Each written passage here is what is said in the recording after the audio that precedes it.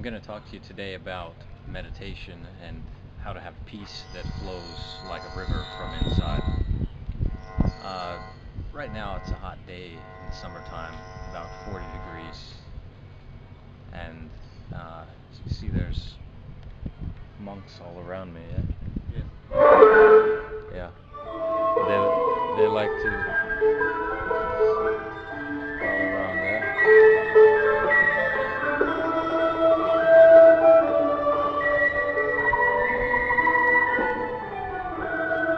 I want to talk to you today about what are the teachings of the Buddha, and I'm going to take you around to some statues and let you see the symbol of it.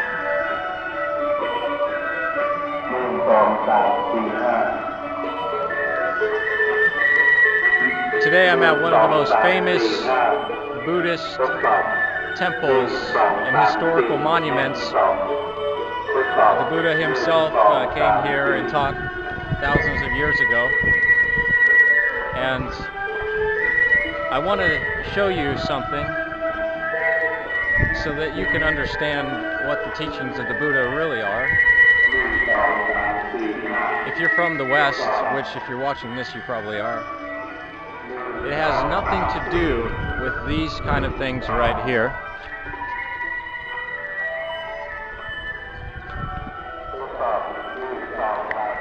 These are the Chinese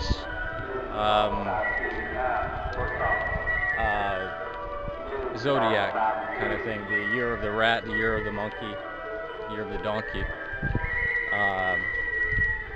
It's more like a relic thing where people come and for good luck they throw in a quarter. But that has nothing to do with the teachings of the Buddha. If you see, he's right here again. And you see the big statue up there. Now, if you notice something about the statues I've showed you so far of the Buddha, where he is almost always posing in a meditative posture. And this is a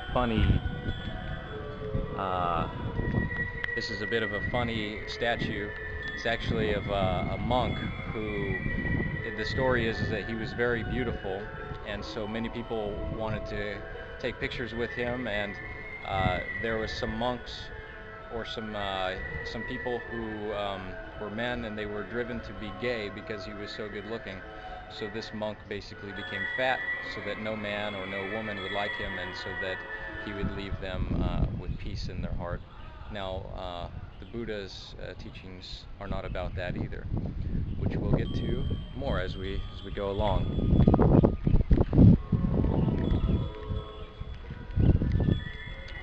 Now, a lot of people in the West might be confused with Buddhism, with what the Buddha taught.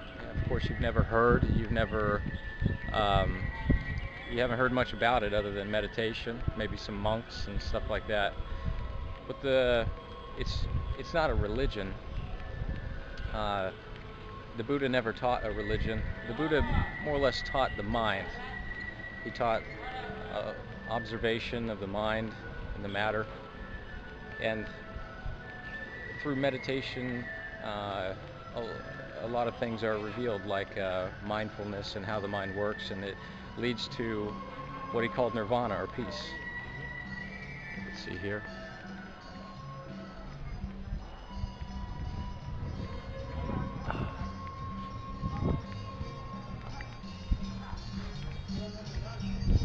Many monks over here. Now, for a couple of years I was practicing meditation, and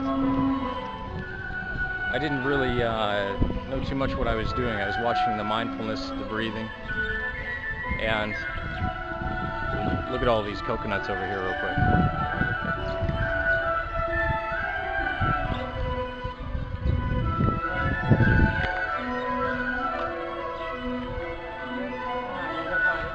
So when watching, when doing mindfulness of the breathing, watching your breathing go in and out,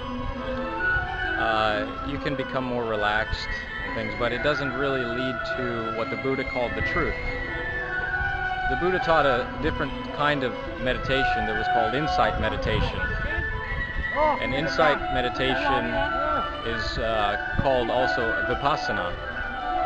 And it's basically, what it means is observing reality. And the reason why I learned this, and my story, was because I was traveling in different parts of Asia, different parts of Europe, and I have very successful businesses in many different product lines and different niches, and I was having a lot of fun everywhere. But I guess you can call my life was more extreme. I definitely wasn't living a life that was moderation. And when I heard that term moderation, it kind of turned me off before. In fact, an old man who was about 113 years old used to tell me moderation all the time, and that was a key to a healthy, long life. And I thought that was kind of boring at the time. The monks are playing something on the radio. So what happened, the reason why I ultimately found the teachings of the Buddha and had my eyes open and have received amazing peace was because of my extreme life, I guess you can say. I almost died through getting hyponatremia. I had exercise-associated hyponatremia through I was lucky to be alive because I was ultimately treated well. And 2 days after that, though, I got into a motorcycle accident on the freeway. Almost died, almost had people running over my head. And lucky to be alive after that. And many times during this process, I had people tell me that I should do the middle path, and it stuck out to me. I didn't know what this thing called the middle path was, but for some reason it stuck out to me as something I needed to learn. And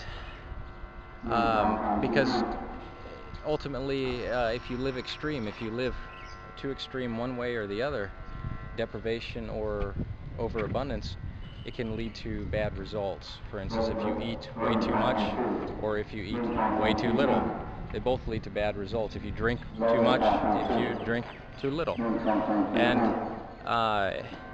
basically, when you get the understanding of the middle path, which is ultimately what the Buddha taught, the middle path, this is a philosophy of life, it's not a religion. And it's very timeless when you understand it. Basically what happens is that you learn how to apply this principle of the middle life to yourself and the middle path to yourself. So it's not the same for everyone. For instance, one person might have a different middle path for a certain thing, another person maybe something else. So when you get the insight with wisdom and understanding, intelligence, then you can learn to apply this to yourself and make your life so much better and safer. And the Buddha taught different techniques of meditation to bring about the insight of the mind, and ultimately it will lead to this place about the middle path. You will understand, when you get the insight, you'll understand how this applies to your life, and it'll forever be turned on. You'll have a better life because of it. But this is the essence of the Buddha's teaching. The middle path is the Buddha's teaching. And the technique he taught was Vipassana. When you learn to practice Vipassana, then you will have inside of you a well of peace that flows up like an eternal river. It's very amazing. I don't know how to describe it so much, but it's a peace that I never had before, and because I have it now and I understand it through basically the tragedies that happened, and as I came out after 2 days of being out of the hospital from what I have right here, you can see I have a broken arm, it's a broken shoulder, my hand, I have a thing called a radial nerve palsy, and it basically might grow back in 4 more months. It's been about 2 months already, but the nerve damage was so bad that even though the bone is healed, the nerve takes a long time, so it's basically a palsy. But 2 days after this accident happened, I decided that there was no better time for me to go to the monk monastery. And I went into the middle of nowhere in a place called Chamtrang, which is another famous site that the Buddha came thousands of years ago and taught his teachings and meditation. And the most famous teacher of Vipassana in all of Burma and Thailand today, he's 93 years old, he teaches there. So I was lucky enough to get this Vipassana teaching training from there, and it's literally in a 21-day course, which I lived like a monk, meditating about 15 to 16 hours a day. I